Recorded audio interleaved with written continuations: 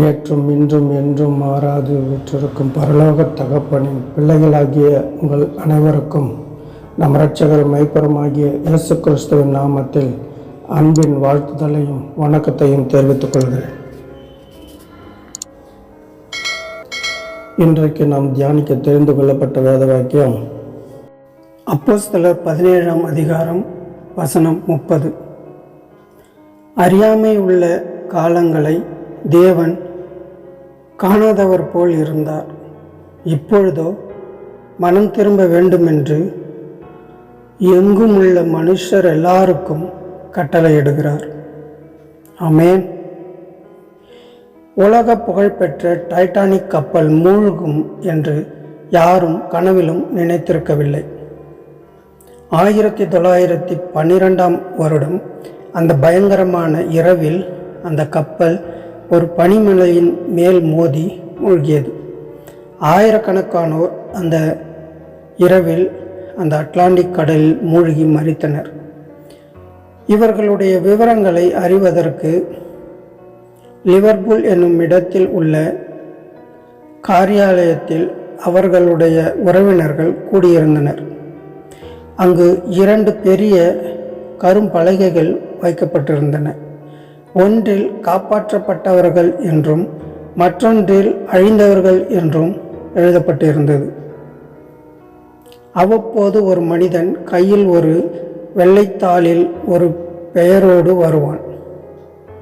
அவன் அந்த பெயரை எந்த பலகையில் ஒட்டுவான் என்று மொத்த கூட்டமும் ஆவலோடு பார்த்து நிற்பார்கள். எப்படியாவது தங்களுக்கு வேண்டியவர்கள் பிழைத்திருக்க மாட்டாரா என்று நப்பாசையோடு பார்த்து கொண்டிருந்தார்கள். ஆம் பிரியமானவர்களே, இப்போதும் உலகத்தில் 2 கூட்டம் மாத்திரமே உண்டு. ஒன்று ரட்சிக்கப்பட்டவர்கள் கூட்டம், மற்றொன்று ரட்சிக்கப்படாத கூட்டம். நீங்கள் எந்த கூட்டத்தில் இருக்கிறீர்கள்? என்னோடு கூட வேலை செய்த ஒருவர் இருந்தார். அவர் கிறிஸ்துவின் மேல் அன்பு நிறைந்தவர். ரட்சிக்கப்பட்ட ஒரு சகோதரன். நானும் அவர்களும் வேலையில் இருக்கும்போது எங்களது வேலை குறைந்த நேரங்களில் வேதத்துக்கு அடுத்த காரியங்களை குறித்து பகிர்ந்து கொள்வோம். இருவரும் வேத வசனங்களை மனப்பாடமாக சொல்லிக்கொண்டு பார்த்து கொள்வோம். எனக்கு மிகவும் இனிமையானவராக இருந்த அந்த சகோதரன் ஒரு நாள் வேலையில் இருக்கும்போது அவர் பாத்ரூம் போய் வருகிறேன் என்று சொல்லிவிட்டு போனவர் வரவில்லை. போய் கூப்பிட்டு பார்த்தால் கதவு திறக்கப்படவில்லை. உடைத்து பார்த்தபோது மரித்து கிடந்தார். அவர்களுக்கு எந்த வியாதியும் இல்லை. திடீரென்று மரித்து போனார். இந்த செய்தி கேட்டபோது நான் அழுதேன், புலம்பினேன். ஆனால் திரும்ப அந்த உயிர் வருமா? நான் அவர்களின் இடத்திற்கு போவேனே அல்லாமல் அவர் திரும்ப வரமாட்டார். இதை எதற்கு சொல்கிறேன் என்றால், நாளை நமக்கு என்ன நடக்கும் என்று நமக்கு தெரியாது. நமது உயிர் நம் கையில் இல்லை. ரட்சிக்கப்பட்டிருந்தால் எந்த நேரம் நம் உயிர் போனாலும் கவலை இல்லை. ஏனென்றால் நாம் தேவனோடு கூட இருப்போம்.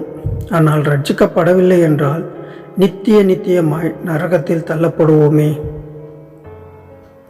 மனுஷன் உலகம் முழுவதையும் ஆதாயப்படுத்தி கொண்டாலும் தன் ஜீவனை நஷ்டப்படுத்தினால் அவனுக்கு என்ன லாபம்? உங்கள் ஆத்துமா ரட்சிக்கப்பட்டிருக்கிறதா? சகோதரனே, சகோதரியே, உங்களை நேசிப்பதால் சொல்கிறேன், ரட்சிக்கப்பட்டு விடுங்கள். எந்த நேரமும் மரணம் வந்தாலும் கவலையற்று இருக்கலாம். இந்த உலகத்தில் இருக்கும் வரை நம் தேவன் நம்மோடு இருக்கிறார். நாம் மரித்தவுடன் நாம் தேவனோடு இருப்போம். அதுதான் வித்தியாசம். இயேசு கிறிஸ்துவின் மாசில்லாத இரத்தம் நம்முடைய பாவங்களுக்காக சிந்தப்பட்டதே. அவர் சிலுவையில் பட்ட பாடுகள் எதற்காக? நம்முடைய பாவங்கள் மன்னிக்கப்பட்டு நாம் நித்திய ராஜ்யத்திற்குள் உரியவர்களாக மாறும்படி தானே. இன்றே இரட்சணிய நாள், இன்றே அனுக்கிரக காலம். கிருபையின் காலத்திலேயே நாம் ரட்சிக்கப்பட்டு விடுவோமா? ஒருவேளை இன்னும் ஒரு தருணம் நமக்கு கொடுக்கப்படாவிட்டால் என்ன செய்வோம்? ஆகையால் இப்பொழுதே மனம் திரும்புங்கள். இயேசு கிறிஸ்துவை சொந்த இரட்சகராக ஏற்றுக்கொண்டு நரக நித்திய வாழ்விலிருந்து விடுதலை அடையுங்கள். பரலோகத்தில் சந்திக்க நேரிடும்படி செய்யுங்கள். ஆமேன். அல்லேலூயா. நாம் ஜெபிக்கலாம். எங்கள் அன்பின் பரலோக தகப்பனே, இந்த நாளுக்காக உமக்கு நன்றி செலுத்துகிறோம் தகப்பனே. இந்த ஜெபத்தின் மூலம் உம்மிடத்தில் எங்களுடைய பாவங்களுக்கு மன்னிப்பு கேட்கிறோம் ராஜா. இயேசு கிறிஸ்து உம்முடைய சொந்த குமாரன் என்றும் நாங்கள் விசுவாசித்து என்னுடைய வாயினால் அறிக்கையிடுகிறேன். என் பாவங்களுக்காக அவர் சிலுவையில் மரித்தார் என்று, நான் நித்திய ஜீவனை அடையும்படிக்கு அவர் சிலுவையில் பாடுபட்டார் என்று விசுவாசிக்கிறேன். அவர் 3ஆம் நாள் மரித்தோரிலிருந்து உயிர்த்தெழுந்தார் என்றும் விசுவாசிக்கிறேன். என்னுடைய இருதயத்தில் இப்பொழுதே வாரும் என்று அழைக்கிறேன். என்னுடைய சொந்த இரட்சகராக இயேசு கிறிஸ்துவை ஏற்றுக்கொள்கிறேன். என் வாழ்நாள் எல்லாம் அவரையே தொழுது கொள்வேன் என்று வாக்களிக்கிறேன். நான் இப்பொழுது இயேசு கிறிஸ்துவின் இரத்தத்தினால் கழுவப்பட்டு மறுபடியும் பிறந்திருக்கிறேன் என்று என் வாயினால் அறிக்கையிடுகிறேன் என்று யாரெல்லாம் இப்பொழுது இந்த ஜெபத்தை ஏறெடுத்தார்களோ கர்த்தாவே, அவர்கள் இயேசு கிறிஸ்துவின் மூலம் அவர்களை ஆசீர்வதிக்கிறேன். தேவனும் நீர் ஆசீர்வதித்து அவர்களை ரட்சித்துக் கொள்ளும்படியாய் வேண்டுகிறேன் தகப்பனே.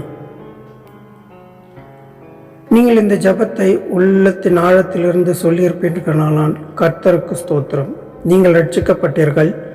உங்கள் பெயர் ஜீவ புத்தகத்தில் எழுதப்பட்டிருக்கிறது. கர்த்தருடைய வார்த்தையில் நீங்கள் நிலைத்திருந்தால் கர்த்தருடைய வருகையில் நீங்களும் காணப்படுவீர்கள். கர்த்தருக்கென்று சாட்சியாக வாழுங்கள். அவருக்கே எல்லா துதிகன மகிமையும் உண்டாவதாக. ஆமேன். ஆமேன். God bless you all.